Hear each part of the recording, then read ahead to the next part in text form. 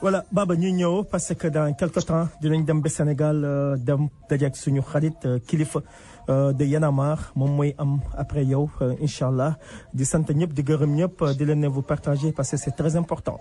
Baba yaa ngi doon wax léegi point de presse bi donc da nga bëgg wax ni actuellement ni Idrissa Seck dafa am loo xam ne bëggul lu muy waajal nit ñi xam ko. wala bëggul ay question yu bëri pour ñu xam fu mu jëm moo tax muy def ay point de presse allô. waaw Malick comme ni ma ko oui allô oui. waaw vas-y. Voilà, donc je disais que comme ni ma ko expliqué xam nga différence boobu moom moo am entre point de presse ak conférence de presse.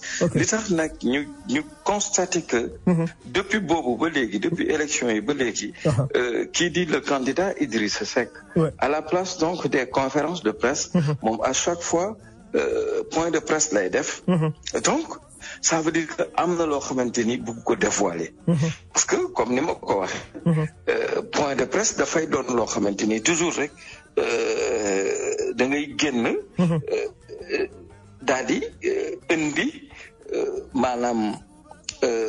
maanaam tu fais le point donc sur une situation te situation bi présenté wu c'est le scrutin à chaque fois donc da ngay gis ni day génn rek am lu mu ci wax mais muy loo xamante ni daf koy wax ci kàddu yu gàtt rek bu paree day dem maanaam point de presse journaliste bi amul possibilité poser les questions moom la ñuy wax ci américain press briefing alors par contre bu fekkoon conférence de presse la soo defee sa exposé ba pare journaliste yi dinañu am possibilité poser des questions da ngay gis ni ñenn journalistes yi pour ñu bañ a nuróoleeg parce que c'est ce qu'on appelle du factuel maanaam lan fay wax presque médias yi fay daje yépp a koy am donc pour yow sax souvent nga bëgg am loo xamante ni doo nuróoleeg ñeneen ñi da ngay bàyyi ba nit ki def conférence de presse maanaam instant bi ko journaliste yi di poser question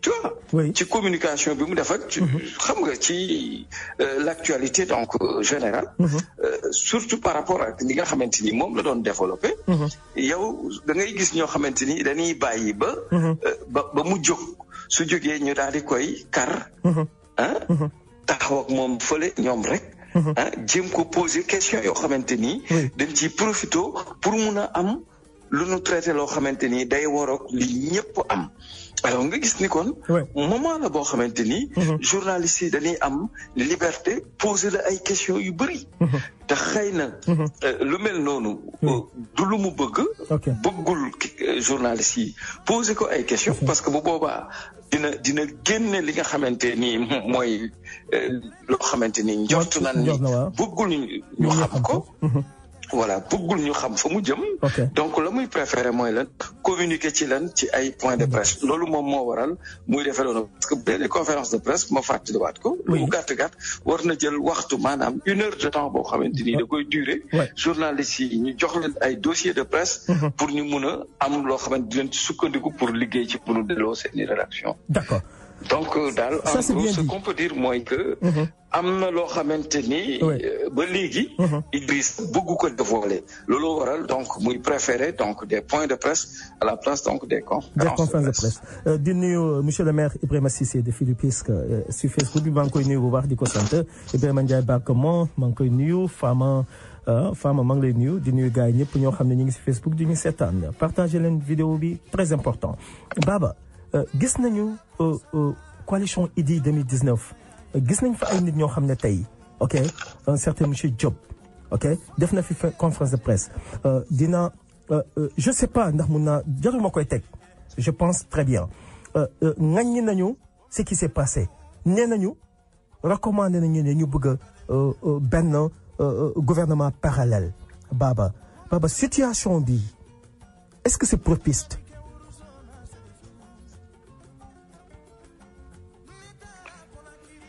waaw xam nga déjà daf ñuy renvoyer rek ci li ñu wax.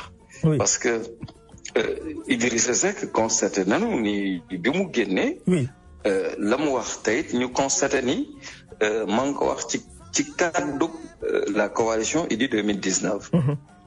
ñi nga xamante ni ñoom la àndaloon ci élection 2019 yi. di ay coalition di ay mouvement.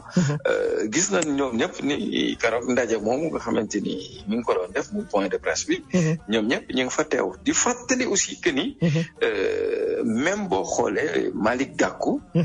bi muy jox parole bi Idrissa Seck. préciser na bu baax a baax ni point de presse. ok daf ci insister ci mot boobu point de presse. ok pour nit ñi bañ a nuancer. tu vois. waaw alors ñu gis ni ñoom ñëpp jour boobu ñu nga fa woon. oui alors wax dëgg yàlla ki nga xamante ni moom nga wax ni mooy Babacar Diop. docteur Babacar Diop. di fàttali moom mooy woy Babacar Diop. oui waaw di fàttali ni moom mooy secrétaire général FDS. oui force démocratique donc sénégalaise di parti boo xamante ni. moom moo ko créé. oui mu doon aussi un professeur à l'université de Dakar il enseigne à l'université de Dakar. àndoon Idrissa Seck ci la coalition Idy 2019. oui suñu gisee ku mel ni Idrissa Seck génn def point de presse moom aussi mu teg ci su ma juumul benn fan la ci teg. moom it génn def une déclaration. convoquer la presse def une déclaration. biral ni ñoom nanguwuñu li nga xamante ni moom moo judd ci élection yi jàpp ni. donc c'est une confiscation du pouvoir. mu dëppoo aussi kàddu Idrissa Seck parce que bi mu génnee di def point de presse. loolu la wax. nee na dañu confisquer donc le pouvoir. donc gis ni benn kàddu gi toujours moom la ñuy wax toujours ñoom. ba léegi ci la ñu taxaw. muy aussi loo xamante ni la muy jur mooy lan ñoom nanguwuñu reconnaître ki nga xamante ni moom mooy le président Macky Sall di seen président. ñu jàpp ni aussi ci ñoom toujours ci seen gis-gis. mooy que comme kii di président Macky Sall jàpp ni moom mooy seen président. donc képp koo xamante ni àndoon nag ñoom ci élection yooyu. joxoon leen seen i baat votel leen. donc ñoom jàpp nañ ni tey Macky Sall du sa président lu mel noonu na ko waral ñu ni ñoom pour wane ni ñoom ñoo am légitimité donc ni ñu koy waxee. dinañu bàyyi ba nga xamante ni kii di le président Macky Sall war na prêter serment. ñoom it ñu taxawal seen gouvernement parallèle boo déggee sax li mu ciy woote mooy lan. donc di ñaax ñi nga xamante ni ñooy l'administration sénégalaise. ñeneen ñi ci toftal di la police. ñu rek kaaraange gi ak la gendarmerie. di leen xamal ni ñoom it war nañu am taxawaay boo xamante ni. du ñu ñëw di dal ci seen kaw mais dinañ leen reconnaître comme. ñoom itam gouvernement boo xamante ni. dañoo ne ci seen i droit. donc gis ni lan doon jot su boo deful ndànk dina am muy lan. muy. ñaari gouvernement yoo xamante ni nar nañu taxaw bu fekkee ni lii nga xamante ni docteur Babacar Diop. wax na ko jëfe nañ ko. jàpp nañ ni lan doon wax mooy que élection yi ba léegi. am na lu ci des mais dama jàpp ni ak lu mën a am. nanu leeral d'abord li nga xamante ni. daf leen di permettre. tey ñu mugg a taxaw. réclamer loolu nga xamante ni mooy victoire bi nga xamante ni ñoom itam am nañ ko. il faut ñu biral ko leeral ko ci boppu askan wi leeral ko ci ñi nga xamante ni àndoon nañoo ñoom votel leen avant toute chose je pense que kooku moom c'est la moindre chose parce que gis nañu nee na dina génne ab livre boo xamante ni dina am lu mu cay biral kii di Idrissa Seck aussi ak sa coalition Idy 2019 nee nañ dinañu génne benn livre blanc mais man jàpp naa ni li nga xamante ni moom moo war a njëkk parce que boo nee damay génne livre ñu bëri exactly jànguñu duñu mën a jàng livre booba ñu bëri aussi mën nañu jàng mais amuñu jot goo xamante ni sax dinañu lire l'intégralité donc de ce livre. Oui. Alors te dafa am loo xamante ni dañ ko constaté mooy. oui. ba ci jamono ju njëkk ja. soo jëlee lu mel ni l'Égypte antique. oui. avec les hiéroglyphes da ngay gis ni dañuy ñëw ci benn xeer. te ñu ñëw ci xeer bu dëgër. oui. ñu daal ciy bind. yatt ko bind ci wala ñu dessiné ci. lu tax ñu ko daan def pour lan pour bëgg. ñi nga xamante ni ñi ngi nar a ñëw ci kanam. ëllëg suñu ñëwee gis ni kat amoon na histoire boo xamante ni ci ñi doon dund. fekk wuñu ko mais retracer nañ leen histoire boobu pour ñu comprendre. moi je pense que. loolu c'est extraordinaire. ñun nag. jàpp naa ni. xeer bi nga xamante ni ci lañu war a bind d'abord mooy lan. suñu cerveau. donc suñuy wax jooju ñuy wax en direct mu doon explication yu leer ñu indi luy firndeel ni lii ñuy wax lu am la avec une démonstration comme nañ ko waxee woon day doon lu leer ci boppu nit ñi ci diir bu gàtt rek dinañ wax loo xamante ni nit ñi dinañ ko comprendre mais bu fekkee da nga bëgg a bàyyi après indi ab livre man naa am bañ a am jot gu ma lire livre boobu wala tey jii jànguma lu ma mën a lire livre boobu kama koy jàngal war ma ko tekkil te dafa am loo xamante ni dafa am gis nga suñu nekkoon tey jii ci benn néeg rek ñu nekk lu war a mat fukki nit su ma yëkkatee ay kàddu déy ko kenn ki ni ko lii laa wax kooku déy ko ka ca des gis nga kàddu googu ma yëkkati bis bu demee ci fukki nit ñooñu ku ne di ko déy sa morom gis nga bu dellusee ci man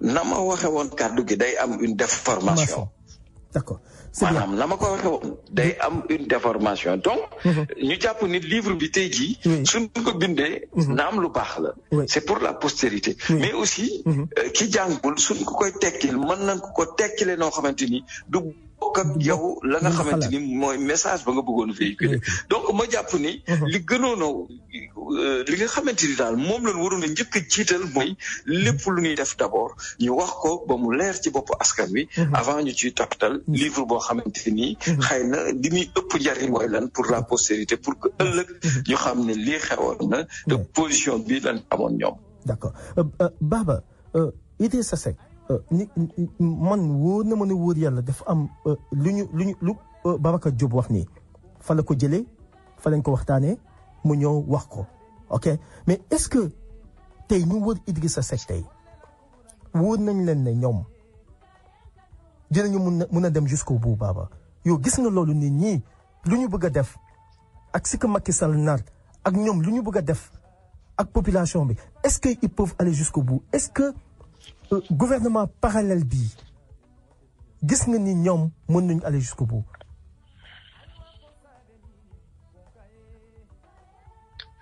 waaw mooy li ma la wax rek xam nga lépp looy gis. oui da nga koy teg ci yoon parce que. déjà ku mel ni docteur Babacar Diop. oui nga xamante ni mooy jiite parti boobu di. Force démocratique sénégalaise. donc déjà nga gis ni mu tëggee partem sax. boole ñu ci li naan démocratie. donc je pense que kon suñuy wax ci mbirum démocratie. lépp loo ciy def itam da nga war a am taxawaay boo xamante ni lépp day leer. muy lan doon wax rek ci njëlbeen ga. opposition bi li nga xamante ni. ñu ngi koy wax di ko réclamer. muy baat yoo xamante ni manqué nañ leen ko ba tax mu jural leen lii nga xamante ni mooy di am. ñoom ñu jàpp ni. tey jii ñi ëpp ci Sénégalais yi. ñoom lañu votel ba tax. kii di président Macky Sall. ñoom jàpp nañ ne amul baat yu ko may mu jàll premier tour. jàpp naa ni daal. li nga xamante ni moo leen di gën a permettre combat bi nu bëgg a mëne ñu mëne ko muy d'abord ñu fësal li nga xamante ni ñoom moom la ñu am ci voix fësal li nga xamante ni moom la ñu am ci élection yi ñu génn su ko defee ña nga xamante ni danoo àndoon ak ñoom ci élection yooyu te faraloon ak ñoom woteel leen dinañ ñoom am taxawaay boo xamante ni xëy na suñ leen woowee ci combat boobu ñuy mën a dinañ ci mën a ànd ak ñoom mais bu fekkee ni tam da nga bëgg a taxaw ni da nga bëgg a mën a benn combat surtout combat bu toll noonu parce que lu toll ni président de la République ñu ni kii di conseil constitutionnel donc déclaré na ay résultats officiels yéen ngeen amoon possibilité dugal recours defu leen ko 72 heures après donc temps ba expiré jeex ñu déclaré ni kële moom mooy kii di le président Macky Sall moom mooy ki nga xamante ni moo fi toogaat tey war a demaat un second mandat yéen bu fekkee ni jàpp ngeen ni du seen président jàpp ngeen ni bu dëppoowul ak li nga xamante ni moom la askan wi wax da ngeen di wax kon askan bi li mu wax da ngeen koy leeral su ko defee gouvernement boobu ngeen ni da ngeen ko bëgg a teg muy gouvernement parallèle ngeen di woo administration sénégalaise pour mu reconnaître leen woo ci kii di police woo ci kii di gendarmerie moi je pense que li ci gën a am solo mooy d'abord ngeen biral loo xamante ni day firnde ni ci dëgg ngeen ne parce que après tout mooy li ñu doon wax rek gis nañu li fi xewoon Gambie Sénégal ci boppam yónnee woon na fa ay ndaw kii di le président Macky Sall yónnee fa ay soldats yoo xamante ni ñoom ñoo obligé woon kii di le président Yaya Jammeh mu génn ci li nga xamante ni moom la nekkoon muy lan bëggoon a jafandu ci nguur gi donc ma jàpp ni le président Macky Sall c'est un démocrate ñoom c'est des démocrates surtout comme ni ko waxee ñu koy gis ci seeni parti ku mel ni le docteur Babacar Diop ni mu tëggee partem da ngay gis ni donc mbirum démocratie du lu koy jàngal lu mu gëm la donc ma jàpp ni daal bu ci indee firnde yu wóor a wóor que ni am nañu dëgg bu boobaa dina am ñoo xamante ni dinañ mën a taxaw arbitrer ba loolu nga xamante ni ñoom ñu ngi koy naal ñu nungul leen ko wala ñu reconnaître que ni kat élection yi kon am na njuumte bu ci am bu ko defee ñu xool nan lañ koy corriger mu doon loo xamante ni lu ñuy waxtaane la mais lu ci mënta am daal mooy nu jiital li nga xamante ni day permettre combat bi ni mëne ñu mun ko continuer daal. Voilà Baba. loolu mooy li nga xamante ni moom ñoom tu penses que crise mel ni je m'excuse si Ablaye Wade laa bëgg a ñëw quoi parce que ça me fait un peu rire xam nga li tax xam nga président Ablaye Wade dafa bëgg a politique dafa bëgg a combat politique xam nga stratégie bu gars yi di joxe nii la tu penses que Ablaye Wade dina si après dina changer avis tuuti jéem a cuxal yooyu parce que xam nga moom lu tàngalee bëgg quoi bëggul lu sedd tu penses que ñii bu ñu xasee bi créé yu mel nii Ablaye Wade dootu ñëw du si jéem a bokk xam nga. ci combat boobu ñuy mëne ñoom. waaw bu ñuy bëgg a mëne nii très gouvernement parallèle xam nga day am cox yooyu affaire yu bëri na si am léegi est-ce que maintenant le président Ablaye Wade est-ce que du am taxawaay léegi est-ce que du am sollicitation si lu mel nii. bon le président Abdoulaye Wade xam nga leen dafa am moom fi ne nii élection yi lu mu ci influer maanaam influence bu mu ci am ak yu demee noonu dafa xawut a bareeti parce que position bi mu ci amee la maanaam ni mu taxawee la ak na mu waxee xam nga bu ko defee moom dafa génne boppam ci li nga xamante ni moom mooy maanaam démarche politique yi nar a am après parce que soo seetloo boobu ba léegi waxul te dañ daan tàmm di gis ni solution yu problème yu demee nii bu amaan nit ñi dañ daan dem ci moom di ko laaj xalaatam et cetera mais da ngay gis ni même presse bi sax waxatunu ci lu jëm ci dafa tu as l'impression que sax Abdoulaye Wade nekkul Sénégal ça veut dire que kon amul benn influence bu mu mën a am fi mu ne nii ci ëllëgu politique gu la nar a xew ça c'est sûr. Ah bon? Maintenant waaw mais si parce que actuellement nii lenn la xam nga waxoon nan fi benn émission ñu ni le président Abdoulaye Wade dafa mel ni koy bi gañ bi part bien vrai que la mu waxoon am na muy lan newoon naa ni Macky Sall day créer condition yu mu sàcc élection yi dina ko sàcc dina gagné dina toog te bu boobaa bu fi kenn ñëw di ma wax d'accord ni ma président Abdoulaye Wade nii ak nii ak donc ci côté boobu xëy na am na dëgg amul dëgg en tout cas ñëpp gis nañ li nga xamante ni mooy li am mais pour mooy ak position actuellement nii amatul nu bëri nu muy mun a influencer li nga xamante ni mooy maanaam jeu politique bi ni mu carte bi ni mu war a demee fii ci kanam loolu moom am na ok amul benn problème léegi dégg naa Baba maa ngi tàggoonte ak yow ba xam naa ba semaine prochaine bu dee am na rek loo si mën a yokk nga yokk ko parce que am nañu kilifa de Y'en a marre bu ñu war a am léegi si kanam ça sera très intéressant donc ma bay la nga tàggoo ak loo xam ne mën nga yokk si situation ñoom Idrissa Seck bi actuellement nii. bon li ma ciy wax rek mooy ñoom surtout kii di Idrissa Seck parce que gis nañu ku mel ni Mame Madior Boye génn na nee na Idrissa Seck c'est un mauvais perdant un diffuseur donc de faux résultats moi je pense que lu mel noonu xëy na kii di le candidat Idrissa Seck xëy na dégg na ko parce que wax jooju su ko waxee interpellé na ko directement moi je pense que li mu war a def mooy lan indi luy firndeel que ni Mame Madior Boye li mu wax amul leneen li nga xamante ni mën nañ ko wax mooy lii daf ñuy am lu ñuy jàngal mooy que day wone ni ñu jóge ci élection mu am problème yi ci am ñu gis ni même sunu justice sax daf ci xaw a am noo xamante ni ñu bëri ñu ngi koy duut baaraam donc ma jàpp ni li ko waral mooy lan sunu amoon tey jii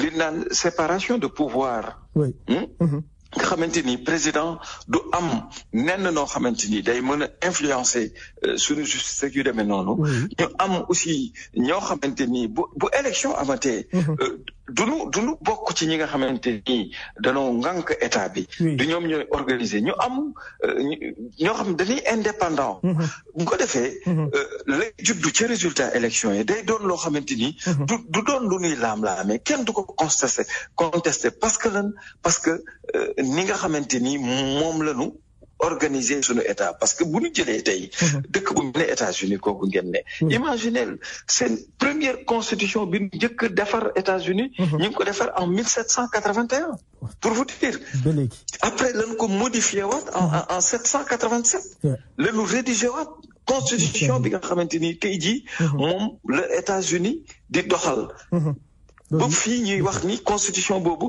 bien vrai que il faut reconnaître que am na ay amendement yu mu am mais constitution boobu moom la ñuy doxal ba léegi tu vois tey ma jàpp ni boo ñëwee États-Unis tey dañ naan la lan loi suprême du pays c'est la constitution tu vois c'est la loi suprême du pays te tey fii ñu nekk Sénégal war nañu inspiré wu ci lu mel noonu xool noo xamante ni dinañu defaraat tëggaat sunu constitution tëggaat sunu état noo xamante ni lu mel ni su amatee mu am ñoo xamante ni dañuy am benn indépendance tëdde njaaxaanaay parloo bañ ci am ba ëllëg muy jur ay fitna. Merci Baba merci jërëjëf ñu ngi lay nuyu di la sant di la gërëm rafetlu franchement si analyse bi bon xam naa ba semaine prochaine incha allah. Le leader, il lui apparut une image, la photo de...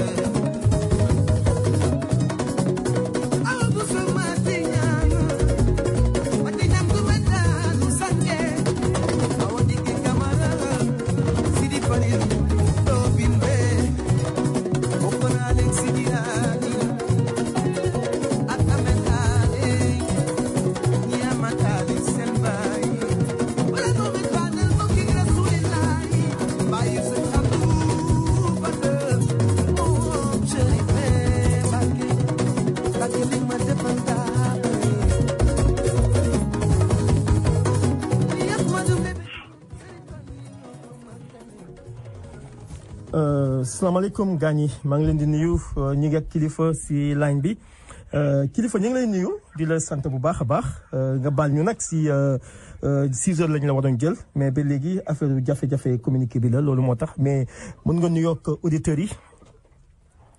waaw salaamaaleykum maa ngi lay nuyu Malick maa ngi nuyu mbokku auditeurs yëpp. voilà di leen wax. ñun yeewu nañ ci jàmm ak salaam. oui. yéen xam naa tëddagu leen wala soit yeewu ngeen bu yàgg. non ñun tëddaguñ am nañu non fii moom Amérique moom gars yi moom du ñu teel a tëdd quoi fii tant que rajo yaa ngi si kii bi rek gars yi ñu ngi fi quoi incha allah waay. waay waaw mais kontaan nañ trop ah franchement ñi lay yee heure bi moom jafe na trop mais Y'en a marre Y'en a marre Y'en a marre adduna bi yëpp yéen la ñuy waxtaanee avant élection yi. Y'en a marre mu ngi gis adduna. temps yu Ablaye Wade nekkoon pouvoir ba ok ñëpp ànd ak yéen politique bi société civile foo leen tourné Y'en a marre Macky Sall le président dem seen siège nekk ak yéen ànd si ak yéen ngeen jàpp si politique bi n'est-ce pas ngeen am solo fu ngeen tourné bi dans le monde entier un peu partout ngeen doon dem di ñëfe si démocratie bi di jéem a defar yeneen dëkk yi pour ñu nekk ñu am engagement ngeen engagé wu en 2011 2012 2013 ba 2012 n'est-ce pas mais gis nañ ne est-ce que engagement boobu sérieusement doonoon na même chose que engagement bi ak élection yi. waaw damay wax ni doonoon na bu ko raw sax. ah bon. parce que li may fàttali toujours sénégalais yi. li may fàttali toujours sénégalais yi mooy comme ni nga ko waxee Y'en a marre ñu ngi ko créé janvier 2011. bi ñu ko créé janvier 2011. mu tombé Ablaye Wade moo nekkoon au pouvoir. oui. parce que ñun dañu ne Sénégal moo ñu ñor te loolu bi ñu koy wax par exemple man ak Thiat bi nga xamante ni bokk nañ ci. ñaar ñi ak Fadel Barro yi créé Y'en a marre invité après ñu gars yi ñu rejoindre ñi man ak il faut que ma rafraîchir tuuti la mémoire aux Sénégalais yi nga xam ne ñu ngi déglu à l'âge de 16 ans en 96 ci la ñu def suñu première prise de conscience ñu ne dëkk kat boo ci bokkee doo ko laaj lu mu lay defal. mais yow yaay laaj. yaay interroger sa bopp ne man lan laa war a defal suma dëkk. dëgg la. macha allah ndimbalu suñu borom la parce que yombul nga nekk africain wala surtout nga nekk sénégalais am fukki at ak juróom benn nga ne yow da ngay engagé wu dugal sa loxo ci sa dëkk lu muy doxee. c'est ça. booy xool loolu mooy suñu histoire ak tey jii musique bi ñuy def muy la rap. bi ñu ci duggee boobu ñu ngi woon Kaolack. Kaolack amoon benn injustice c'était au temps de Diouf. oui. ñu amoon benn maire boo xamante ni dafa mën naa ni dafa nootoon askan bi. oui. ci ni mu doon doxalee. maire boobu la nekkoon xarit benn bakkan ak sama papa. tey jii mën naa la wax ni la ki topp ci man. rakkam. maire boobu lañ ko tuddee. mu tuddee tamit sama papa doom maanaam kon ñooñu jegeyantoo nañ toog. c'est ça. waaw ci gàttal rek ma bañ a taxaw foofu lu yàgg. oui maire boobu bi ñuy xeex. maanaam yi mu doon def di ko dénoncer. oui. xooluma woon ni sama papa la. parce que dama jàpp ni Kaolack Kaolack du moroomam moo ko ëpp. Kaolack c'est une région. c'est ça. amul papa amul nijaay. suñ la ko dénkee. da nga koy doxal comme ni ko waa dëkk bi bëggee. c'est ça. ah xeex boobu ñu ko doon xeex juróom ñu tamit lu bëri. ndax bu leen fàtte ni ay mineurs la ñu woon ñu tëj ñu kaso. bu leen fàtte ni ay mineurs la ñu woon ñu doon xoqatal. c'est ça. ñu doon jéem a corrompre. maanaam xeetu mbugal bu nekk ñu dund ko ak maire boobu. 96 ba 2000. moo nekkoon première alternance. oui. alhamdulilah en 2000 je me rappelle Abdou Diouf man ak Thiat ñoo tas meeting am.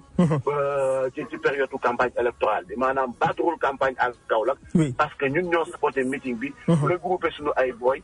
tas meeting boobu la. alors yàlla def première alternance am Ablaye Wade yéeg au pouvoir. c'est ça. ñuy continuer di wéyal li nga xamante ni mooy suñu rap. musuñu changer façon biñ koy defee. muy dénoncer. oui. di dénoncer. di dénoncer booy xool suñu premier album. bi waroon na njëkk a génn ci temps wu maire ba période Abdou Diouf dañ di ko censurer. c'est ça. en 2002 la ñu génne suñu premier album. am na benn morceau bu ci nekk boo ko munee jeex ci biir internet bi di nga ko gis. boo defee après kër gi. premier mi-temps. mooy bi ñuy wax suñu motoru gaal gi daa paan kenn xamul essence la wala. exactement garage politicien lañ koy réparer. that's true. donc bi ñuy nekk ci loolu di nekk ci loolu bañ a bàyyi nekk ci loolu ba 2011. 2007 génne woon nañ ci veillu élection yi comme ni ñu génnee saay-saay. ci veillu élection yooyu génne woon nañ xippil xool. mais jamono yooyu loo wax rek ñu ne bàyyi leen góor gi mu liggéey. Sénégalais dafa yàkkamti mënuloo dénk nit ki tey rek. bëgg a taxaw ne doo ko may état de grâce bàyyi leen ko mu liggéey. c'est ça. mais teewul ñu nekk di def li ñu war a def mooy dénoncer et sensibiliser. ak éveiller les consciences. ba 2011. on avait jugé nécessaire. franchement hormis le fait di génne ay single ay album di def dénonciation bi. pourquoi pas ñu créer loo xamante ni ñëpp dañ ciy gis seen bopp pour mën si jëlee li nga xamante ni tey moo fi nekk muy li ñuy wooyee le système. bi fi nekk di depuis temps wu Senghor Abdou Diouf ñëw continuer ko. Abdoulaye Wade ñëw continuer ko pourquoi pas ñu xeex système bi. dama bëgg gars yi déglu bu baax li nga xamante ni mooy suñu fight. ok. alors naka noonu. ci la ñu créé mouvement Y'en a marre ci après werante yu bëri Fadel nañu mais yéen rap rek ngeen di def dénoncer génne ay album dëgg la vous mobilisez seen concert yi lay fees. vous êtes constant wàccu leen seen ligne da ngeen di dénoncer. mais vous pensez que ni dénoncer rek taxaw rek wax ko ci ay morceaux. est-ce que c'est pas trop limité. fekk boobu moom mu ngi ci journalu Latif Coulibaly ñu koy wooyee La Gazette mu ne woon journal d'investigation. c'est ça. amoon na fi moom tamit ay procès ci jamonoy Ablaye Wade.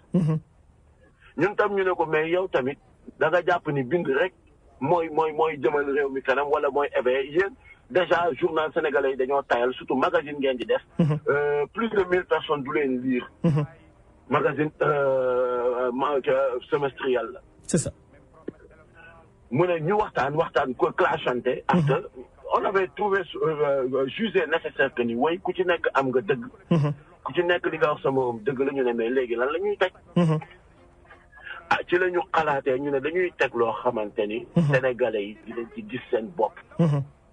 comme tout le monde est frustré ñëpp dañu frustré. nañu créé loo xamante ni du nekk benn mouvement mouvement des rappeurs wala mouvement des rappeurs et des journalistes parce que du ñëppay rappeurs du ñëppay journalistes. C'est ça. mais dañuy créer benn mouvement boo xamante ni. dafay dajale lépp luy frustration. avocat bi. am lu ko metti juge bi am lu ko metti. tailleur bi am lu ko metti ouvrier bi am lu ko metti jàngalekat bi am lu ko metti gis ci boppam. C'était trop bien parti. dañ ko defee automatiquement sénégalais yi gis cause bi mu nekkoon loo xamante ni c'était un état d'esprit. ñu ne amul carte abonnement amul carte de membre amul dara. fépp fu waay nekk. nga gis sa bopp dégg ci sa bopp ci discours bi ñuy prôné ak lii ñuy dawal. tu peux te réclamer Y'en a marre. waay Malick. Oui. bu ñu fàtte ni ñun Sénégal lañ nekk de. dëgg la. dañu nekk dëkk boo xamante ni. bi ñu defee loolu mu tombeek Ablaye Wade moo fi nekkoon. oui. déglu bu baax Malick. c'est ça. bi fi Ablaye Wade nekkee. mu am ay événements yu am yoo xamante ni. dañu gisoon ni solution bi mooy wàcc sur le terrain. jàmmaarloo ak ñoom. bu njëkk bi mooy 23 juin ticket bi Abdoulaye Wade bëggoon a forcé. waaw. ñu tàmbali ko xeex le 22 juin Daniel Brottier lañ fekk ñoom Macky Sall ñii tey ak ñoom Moustapha Niasse ñëpp maanaam ñii di woowee tey seen bopp Benno Bokk Yaakaar wala état du Sénégal. ñu fekk leen fa. ñu naan woy ñu ngi préparé ay pétitions yu ñu war a envoyé États-Unis Union européenne pour ñu wax ak Abdoulaye Wade. oui. ñu ne leen mais yéen da ngeen di fontu on dirait que xamu leen lu xew yéen ñi nga xamante ni yéenay kujje gi. c'est pas possible. donc li xew mooy que ni Abdoulaye Wade dafay voté suba. waaw benn loi. ouais. boo xamante ni. dafay permettre maanaam mooy kuy fal président bu fiy falooti. oui. la minorité moo koy fal mooy 25% de la population moo koy fal. te moom moo majoritaire à l'Assemblée suba la koy dugal. su ngeen bàyyee député yooyu nekk biir Assemblée voté ko dañ ko koy voté. le temps ngeen di bind ay pétition yooyu yéen boobu bu fekk na béy wéy na mbuus. ba pare bàyyi leen doxalinu naan nañ woote États-Unis wala France. léegi xeexal suñu xeex. mais dagguma la foofu da nga bëgg a wax ni yéen waa Y'en a marre yéen ndaw yooyu yéen yaa leen may ñii tey fit bi lu ñu am ko. Malick déglu li ma la wax. c'est pas pas possible. yi commencé ñoom Moustapha Niasse ak Macky Sall les jeunes vous avez trop le sang chaud. c'est pas comme ça kay leen ñu kii ñu romb leen fa ne kuy góor. ku gëm ni Sénégal daf la yitteel ñor la. waaw. génn leen rejoindre ñu ci tali bi. c'est pas possible. imagine ñu ngi ci internet bi. mooy jour boobu lañ doon jàpp caat di ko diri di ko xëcc naan ko kaay muy bañ naan rey leen ma. imagine ñu ngi ci internet bi. c'est pas possible. ñu jàpp caat jàpp fu ma la toroxal leen ci digg mbedd mi man ak Simon ñu continuer combat bi ci mbedd mi ci lañ jàppee Simon. tabaase ko tabaase yu metti ñuy continuer di wéyal xeex bi ba le lendemain muy le 23 juin. moo nekkoon na ñu waroon a daje buntu assemblée. Abdoulaye Wade qui était un démocrate. foofu moom dama koy nangul. mu ne laisser le peuple exprimer. parce que li ma gis ni c'est de la manipulation par l'opposition. c'est pas possible. loolu la foogoon moom. bàyyi askan bi ñëw devant assemblée exprimer wu ne ko lii de nga bëgg a def nanguwuñu ko. ok. ñu nekk ca ba bi mu conscient we mu gis ni lii du opposition bi mais askan bi la. kon xaaral ma rocc ticket bii nii. bi mu roccee ticket bi ma jox la tey benn révélation. foofu ñu taxaw ci buntu assemblée opposition bi état bi nekk tey opposition ñoom Macky Sall. waaw.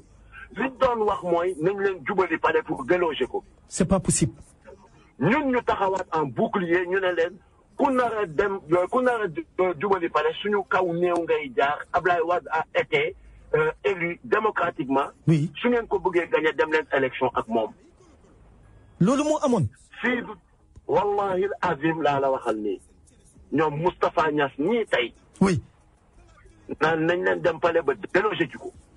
c'est pas possible comme wàññeeku na on a fait un pas parce que boobu. oui mu ngi le phénomène Algérie amoon na phénomène Tunisie amoon na bañ délogé di président. waaw waaw Ben Ali ñu dëkk yooyu lii du printemps arabe. c'est pas possible. Abdoulaye Wade voulait violer la constitution. waaw Sénégalais yi génn.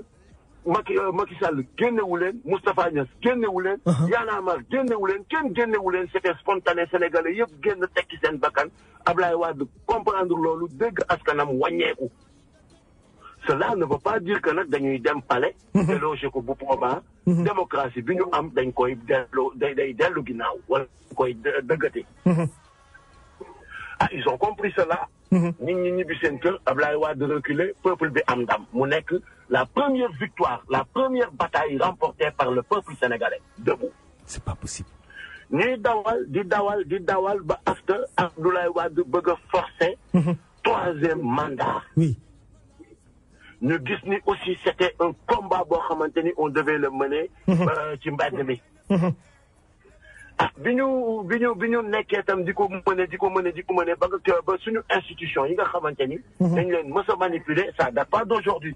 bu leen fàtte ni conseil constitutionnel bi nga xamante ni moom la Macky Sall jàpp di manipuler. oui moom la Ablaye Wade manipuler woon mu validel ko troisième mandat wam. waaw mais léegi. léegi. li ngeen di gis noonu c'est temps Ablaye Wade bi ñu xeex ko bi Ablaye Wade nekk démocrate ñi defar ko bi affaire yi jaar yoon.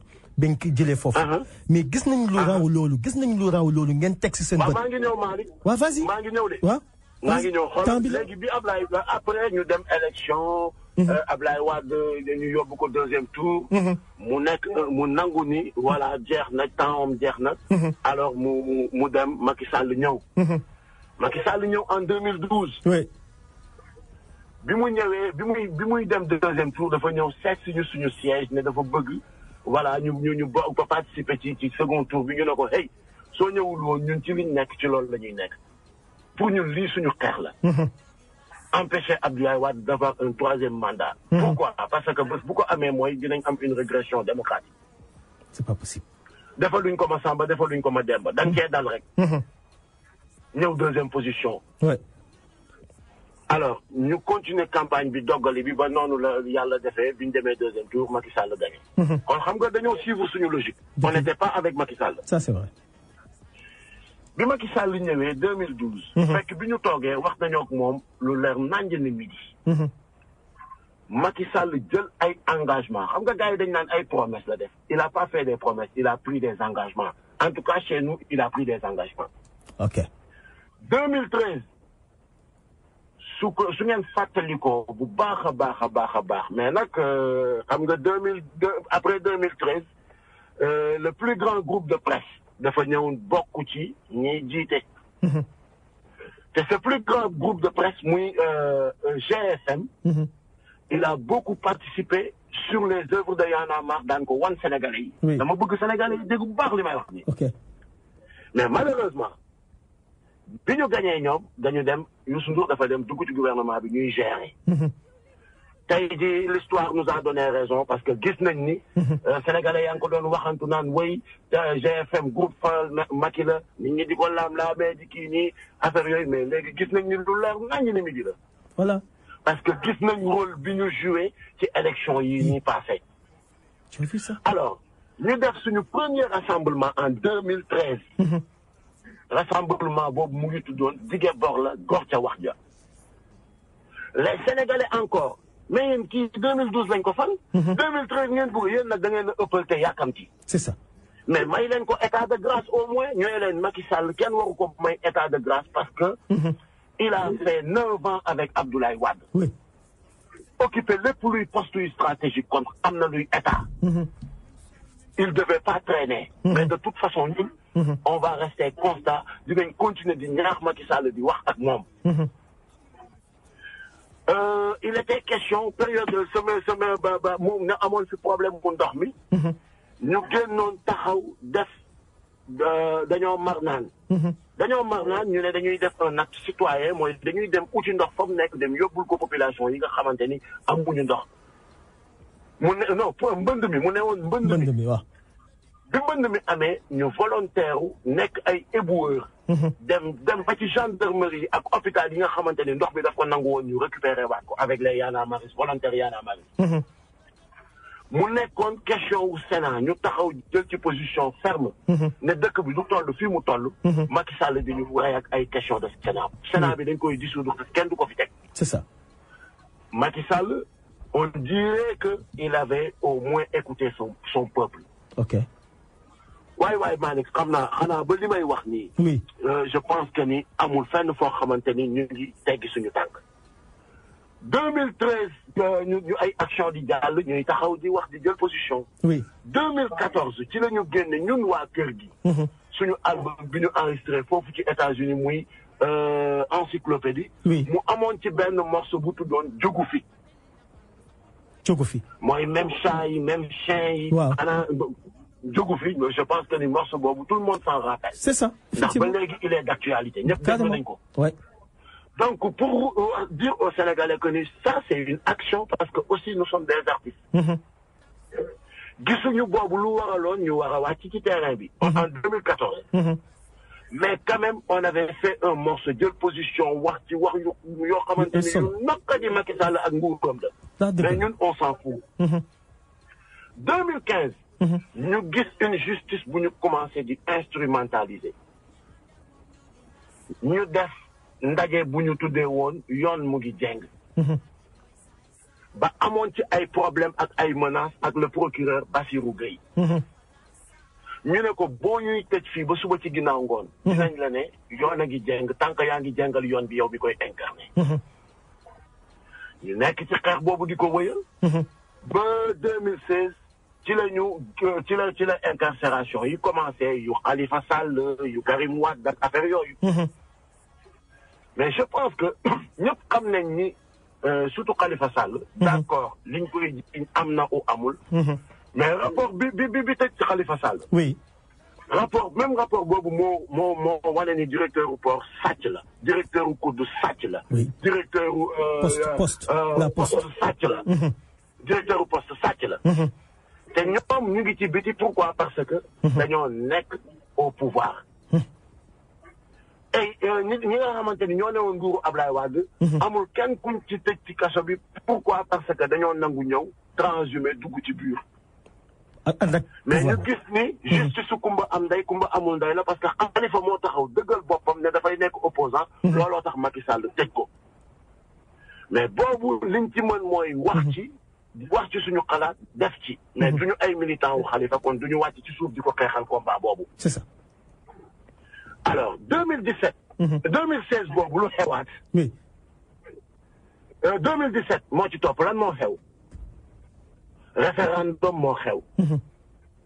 Macky Sall nag ne man nag fi mu ne nii sama mandat bi ma waxoon ni damay kii waa conseil constitutionnel bëggoon naa ko waaye nee nañ ñoo bañ.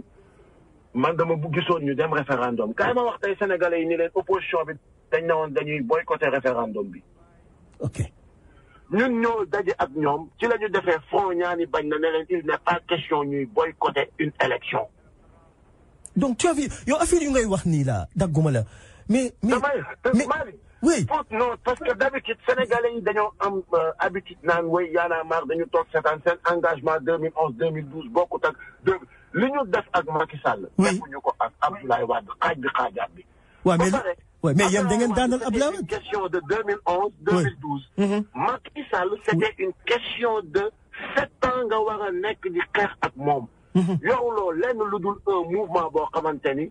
amuloo dara lu dul lan nga am sa kàddu. waaw mais ci beneen wet gi Macky Sall tamit toogul di seetaan. waaw mais attends. xam nga ni ce mouvement dérange et ce mouvement ne voulait pas rallier. non kilifa mu tamit créé moom tamit ay façon am. waaw non kilifa attends. tentative de diabolisation. mais dafa nga xamante ni. non kilifa attends yéen temps yu ngeen temps Abdoulaye Wade yéen da ngeen amoon xaalis yéen gars yëpp seen ginnaaw ñi yëpp dañ leen doon jox xaalis. ok ñoom Moustapha Niass. dañ leen doon jàppale. wala am na wala amul. Malick. oui. billahi wallahi wal kitaabi wallahi al azim. oui. barki Salatul Fatiha. ok lu musul def. taxaw di waat. waaw loolu moom doo ko waxee moom dinaa la gëm parce que loolu. 2011 2012. waaw. opposition bu taxaw nga ne. waaw mës nga yëkkati sa fukki dërëm nga jox ñu ko. waaw. da ngay fen. waaw bon man de ngeen baal ma àq parce que man lu nekk wax naa ko ñii dañ leen financé ñii dañ leen jox xaalis Lamine Diack jox na leen xaalis loolu moo tax ñu am doole moo tax ñuy def lii ah léegi 2017 ñëw na 2018 ñëw na. lan moo xewoon Malick. oui. gis nga dañ defar ci la ñu créé t-shirtu Y'en a marre yi. dëgg la. mu am ay bonne volonté sénégalais yu comprendre cause bi. comme ni sénégalais yi comprendre cause Sonko bi. ba diaspora bi woo ko financer sa campagne. c'est ça. aux États-Unis invité nañ ñu foofu. c'est vrai je me rappelle. la diaspora a participé sur le combat de Y'en a marre foofu aux États-Unis. je me rappelle très bien. gars yi defal ñu ay fundraising. ça c'est vrai. essayez de comprendre. dëgg la. gis nga le combat de Y'en a marre a été financé par les Sénégalais. C'était pas un financement bon comme ni ko gars yi di tuddee mais on avait juste besoin de se déplacer pour dem di sensibiliser les Sénégalais. On n'avait pas besoin de grand chose. Sérieusement soxlawuñu woon sax ay millions pour def le combat. Moustapha Niass xam nga kañ la man nii maa mës a gisanteeg Moustapha Niass xam nga loolu kañ laa mës a gisanteeg Moustapha Niass. non. bi ci gars yi demee Congo. ba ñu jàppoon leen. oui. Quelqu'un m'avait signalé que ni Moustapha Niass mës na liggéey foofu gars yi dañ ko fa am na lu mu fa def ba tuddee nañ ko fa sax benn koñ benn rue. Il est en contact avec le président. oui. ma dem assemblée bëccëgu Ndar kamb laajte Moustapha Niass ñu wan ma ko. oui. ma ñëw wax ak Moustapha Niass. ñu bëri ñu ngi naan woy bu dul woon Macky Sall dugg na fii génn fii dinañ leen rey Congo. c'est pas possible. c'est pas vrai. ma toog ak Moustapha Niass c'était la première fois. c'est pas possible. ma ne ko ñun sama gars yi Malal. Fadel Barro Alioune Sall dañ leen a téye Congo. oui. ah on m'a signalé que ni vous avez une fois servi là-bas. am nga connexion avec le président et tout. oui te ay dëkk la yoo xamante ni xamuñ luy démocratie. expliquer ko li ñu fa yóbbu woon. on dañu invité woon. ay jeunes yu nekk foofu comme ni ñu waa Burkina invité. ak ni ñu yeneen dëkk ci sous-région bi. invité j'ai suivi bii lañ ñu invité indil ko lettre bi indil ko preuve yëpp. ouais. mu ne ma parce que li nga def nii. franchement ça montre que ni vous êtes responsable. c'est pas possible. affaire u état affaire u diplomatie. doo jékki-jékki man tey jii je n'ose pas appeler directement rek dugg na fii xaaral ma woo le président assemblée nationale bu Congo. di nekk sama homologue man. c'est pas possible. nii la yëf yi demee. je t'assure nii la yëf yi demee. ok. et en tant que président de l'assemblée nationale. et en tant que quelqu'un qui a servi au Congo.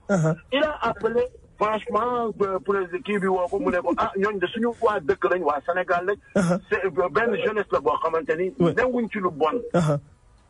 parce que boobu le président bëggoon sax-saxee gars yi. automatiquement ñu accusé ñu d'ingérence dañu ñëw foofu pour jàngal seen waa dëkk. pour ñu xeex contre le président. c'est pas possible.